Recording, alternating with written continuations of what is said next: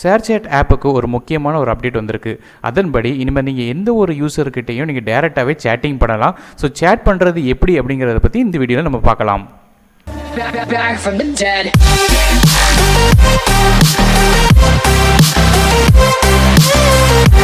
இவ்வளோ நாள் ஷேர்சேட் ஆப்பில் நிறைய சோஷியல் மீடியாவுக்கு ஷேர் பண்ணுறதுக்கு கண்டென்ட் இருந்து எடுத்து வச்சாலும் அதில் ஒரே ஒரு நெகட்டிவ் ஃபீட்பேக் இருந்துச்சு. என்னென்னு கேட்டிங்கன்னா சேட்டிங் ஃபீச்சர் இல்லைங்கிறது. ஏன்னா அதில் ஃப்ரெண்ட்ஸ் வந்து மேக் பண்ணலாம், ஆனால் அதை சேட் பண்ண முடியாது. அதுக்கு பதிலாக நீங்கள் கமெண்ட் தான் பண்ண முடியும். இனிமேல் அந்த பிரச்சனை இல்லை. ஷேர்சேட்டில் இந்த அப்டேட் வந்துட்டு இதை ப்ளே ஸ்டோரில் போய் நீங்கள் டவுன்லோட் பண்ணிக்கோங்க.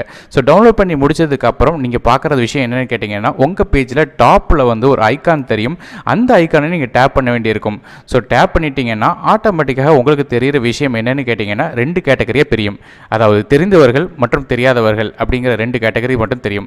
இதில் தெரிந்தவர்கள் அப்படிங்கிறது என்ன விஷயம்னு கேட்டிங்கன்னா, நீங்கள் யாருக்கிட்டலாம் சேட் பண்ணியிருக்கீங்களோ அவங்களாம் தெரிந்தவங்க கேட்டகரியில் வந்திருப்பாங்க. உதாரணத்துக்கு நாங்கள் இந்த 4 பேர்கிட்ட சேட் பண்ணியிருக்கேன், அதனால் தெரிந்தவர் கேட்டகரியில் இருப்பாங்க. ஸோ தெரியாதவர் அப்படிங்கிற இன்னொரு கேட்டகரி இருக்குது. இப்போதைக்கு இந்த தெரியாதவர் கேட்டகரியில் எந்த விதமான அப்டேட்டும் கொடுக்கல. ஸோ மற்றபடி பேக் போயிட்டீங்கன்னா இந்த தெரிந்தவர் கேட்டகரியிலே மேலே ஒரு சர்ச் பார் இருக்கும். இந்த சர்ச் பாரில் நீங்கள் யார்கிட்டலாம் சேட்டிங் பண்ணியிருக்கீங்களோ அவங்களோட நேமை வந்து சர்ச் பண்ணிக்கிடலாம். ஸோ மற்றபடி நீங்கள் ரெகுலராக யாரையாவது சர்ச் பண்ணி சேட் பண்ண நினச்சிங்கன்னா கீழே வந்து உங்களுக்கு ஒரு பிங்க் கலர் ஐக்கான் தெரியும். அதாவது கிரியேட் மெசேஜ் மாதிரி ஒரு ஐக்கான் தெரியும். இந்த ஐக்கானை நீங்கள் டேப் பண்ணணும். டேப் பண்ணி முடித்த உடனே ஆட்டோமேட்டிக்காக உங்களை ஃபாலோ பண்ணுறவங்களோட யூசர்ஸோட ப்ரொஃபைல் எல்லாமே இதில் தெரியும். ஸோ உதாரணத்துக்கு ஏதாவது ஒரு ப்ரொஃபைலை நான் செலக்ட் பண்ணிக்கிறேன். அந்த ப்ரொஃபைலை வந்து செலக்ட் பண்ணுற பட்சத்தில் உங்களுக்கு வந்து 3 விஷயங்கள் கொடுத்துருப்பாங்க. இந்த 3 விஷயங்களும் 3 நிபந்தனைகள் மாதிரி கொடுத்துருக்காங்க. அதாவது தயவுசெய்து ஆபத்தான மெசேஜை வந்து நீங்கள் அனுப்பாதீங்க, அது மட்டும் இல்லாமல் ஸ்பேம் மெசேஜை அனுப்பாதீங்கன்னு சொல்லியிருக்காங்க. அதாவது இணைப்புகள்ங்கும் போது அட்டாச்மெண்ட். ஸோ கூடிய விரைவில் நிறைய அட்டாச்மெண்ட் வர்றதுக்கான வாய்ப்புகள் இருக்குது. இப்போதைக்கு நம்ம ஆடியோ மற்றும் டெக்ஸ்ட் மெசேஜ் மட்டும் தான் அனுப்ப முடியுது.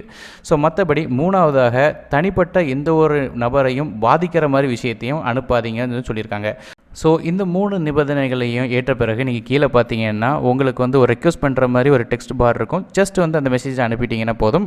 அதாவது யாருக்கிட்டனாலும் நீங்கள் சேட் பண்ணுறதுக்கு ரெடி ஆகிட்டீங்கன்னு அர்த்தம். அப்படி இல்லைன்னா கூட நீங்களாகவே ஏதாவது மெசேஜை சேட் பண்ணி டைப்பும் பண்ணிக்கிடலாம்.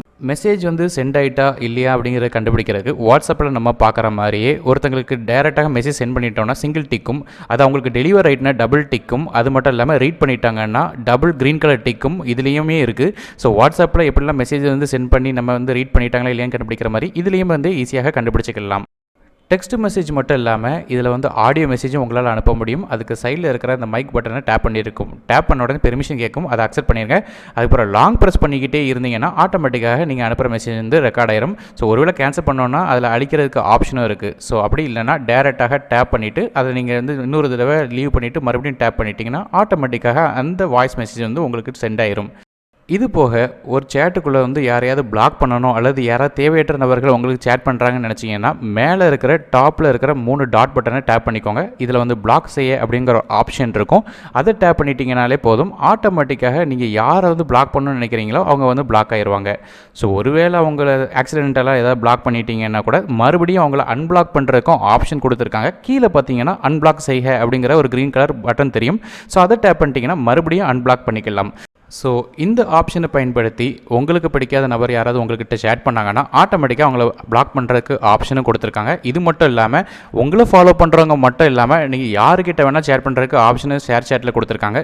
ஜஸ்ட் நம்ம வழக்கமாக யாரோ ப்ரொஃபைலை தேடணும்னு நினச்சோன்னா சைடில் இருக்கிற சர்ச் பார் மூலமாக தேடிட்டு அவங்க ப்ரொஃபைலில் போயிட்டு ஆட்டோமேட்டிக்காக பார்த்தீங்கன்னா அதில் சேட் பண்ணுறதுக்கு ஆப்ஷன் கொடுத்துருப்பாங்க. அதை யூஸ் பண்ணியும் உங்களுக்கு தெரிந்தவங்க இல்லை தெரியாதவங்க யார்கிட்டனாலும் நீங்கள் சேட் பண்ணுறதுக்கு இந்த ஆப்ஷன் உங்களுக்கு ஹெல்ப்ஃபுல்லாக இருக்கும். ஸோ இந்த புது அப்டேட் மூலமாக ஷேர்சேட்டில் நீங்கள் யாருக்கிட்டனால எளிதாக சேட் பண்ண முடியும். இதை போல் பல முக்கியமான அப்டேட்கள் மற்றும் வீடியோக்கள் பார்க்கணுன்னா மறக்காம இந்த சேனலை சப்ஸ்கிரைப் பண்ணுங்கள். மேலும் பல வீடியோக்கள் வர இருக்குது. நான் அருண் டெக் இன் தமிழுக்காக மற்றொரு வீடியோவில் உங்கள் சந்திக்கும் வரை நன்றி, வணக்கம்.